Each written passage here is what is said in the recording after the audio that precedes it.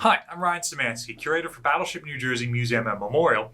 Today we're going to talk about who actually runs museum ships. This is a subject that there's a lot of misconceptions out there on, and we get asked a lot of questions about this, both here on the YouTube channel and just in daily life here at the museum. Visitors don't seem to know who runs museum ships and who's responsible for them. This is one of our series on the more museum-y aspects of the ship. If you have other questions about that, be sure to check out those videos. So we've just made a new playlist of some of the more museum-y aspects that we discuss here on the channel. And for those of you who are interested in museum ships, not just their active careers, but their second lives, be sure to check out that playlist. There's some really interesting stuff in there. And all of these videos are made based on questions that you guys have. So watch them and come up with more questions about how we operate, how ships get chosen to be museums, all those sorts of stuff, and ask us so we can create more videos in this series. Believe it or not, I'm super into museum ships and I like talking about them. How could this have happened? So, the first and biggest misconception about who runs museum ships is that obviously the Navy still runs them. And that just isn't true. Museum ships are one of multiple possible methods of disposal that the Navy has for ships that they are getting rid of, that they no longer need to use. They can scrap them, they can sell them to a foreign navy, they can sink them in exercises, or they can give them to nonprofits. And in all of these instances, the Navy washes their hands of them when they're done. So, by and large, the Navy does not run museum ships. It's not what they do. The Navy is all about preparing for fighting a naval war, defending the country, and doing a lot of humanitarian missions along the side.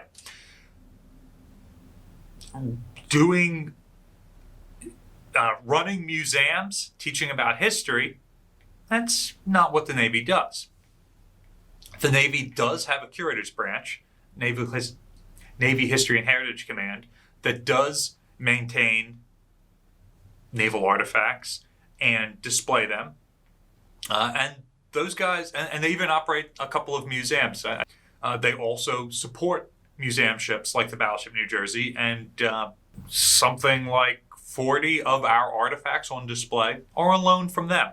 We'll probably talk more about Naval History and Heritage Command and what they do in a future video, because I think it's super cool and warrants its own subject.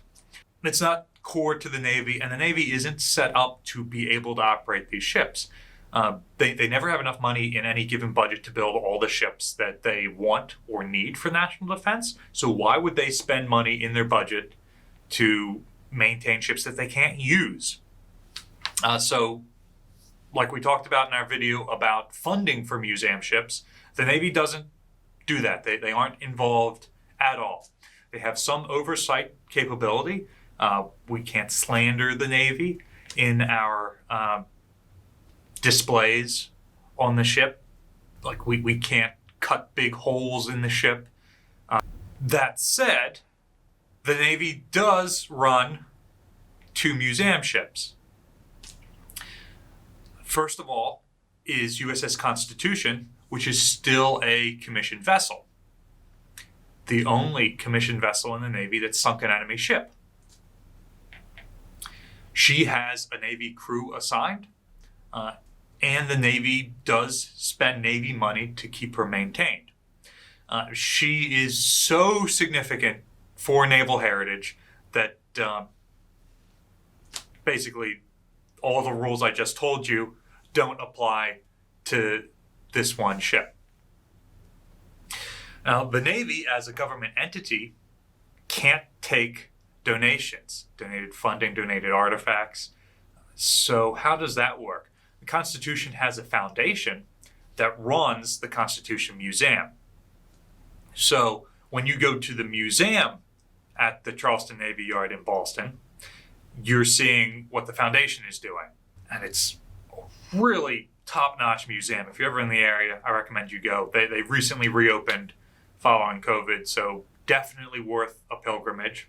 When you go and visit the ship, you are getting a tour from an active duty sailor. You are on their assigned vessel. So in a lot of ways, Constitution isn't actually a museum ship. She is an active duty ship that has open houses almost every day of the week, as opposed to just when they're doing Tiger cruises and whatnot. And the museum next to them is not specifically a Navy-run thing. Likewise, the submarine Nautilus is historically significant enough as the first nuclear vessel that she was deemed worthy of preserving. They basically cut out all of the nuclear aspects of the ship and removed it, so you can only go in and tour the crew spaces in the forward half of the boat. And as I understand it, there's absolutely nothing in the after part of the ship. Like, it was completely gutted to remove hazardous nuclear stuff and classified nuclear stuff. And the Navy does operate that vessel rather than turning her over to the public, and there will likely never be a nuclear-powered museum ship. Nautilus also has active duty Navy personnel who take care of her. I think they're with the sub base there on Groton where she is. And she also has a museum paired up with her, and that is also a Foundation run thing and not explicitly the U.S. Navy running it. So, with the exception of the very small percentage of museum ships run by the Navy, how does a typical museum ship operate? So the Navy, or Coast Guard, or whatever other administration gets rid of their ship, and a group forms to take it over. These groups are almost always private nonprofits, although it wouldn't be unheard of for a for-profit business to try and run a museum ship. Queen Mary and whichever Russian submarine is derelict next to her are examples of that. But again, very small minority. By and large, museum ships, like traditional museums, are run by nonprofits. So if it's not the Navy, who runs them? These organizations have a director in charge.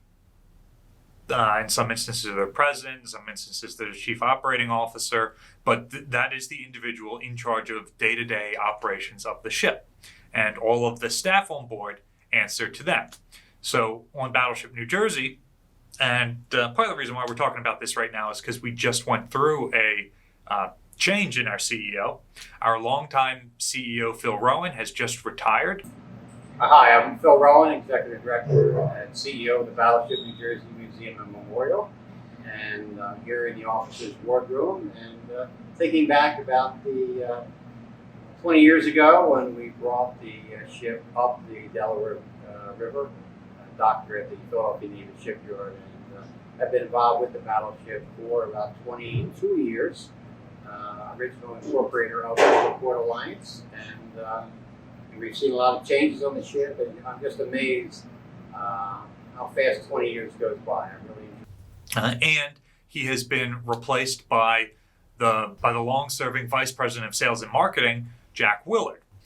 But so that individual, Phil, and then Jack, is the President and Chief Operating Officer of the museum, and they run the day-to-day. I report directly to that person, as do the other directors at the museum. And then we have managers who report to us, and they have tour guides and guest services staff and security guards and whatnot who report to them. So we have a business model, a force structure that's very similar to probably any business that you're familiar with. The CEO of a museum answers to a board of directors. So now Jack will report to the board, and the board will give him feedback on how they want the museum run in the long term, and he'll tell me and other directors here how he wants things done on the daily basis. And he's got the authority to hire and fire people like me and managers and whatnot for running the day-to-day stuff. The board is more just worried with hiring the CEO. Some museumships don't have strictly a board of directors per se. They've got a very similar group. So for ships like North Carolina and Alabama that were acquired by their states, they have a state commission that is appointed and basically functions very similarly to a board of director. I believe often in those cases, the state commission is appointed by the governor or a representative of his. And so they provide oversight to the director of those museums in much the same way a board of directors does.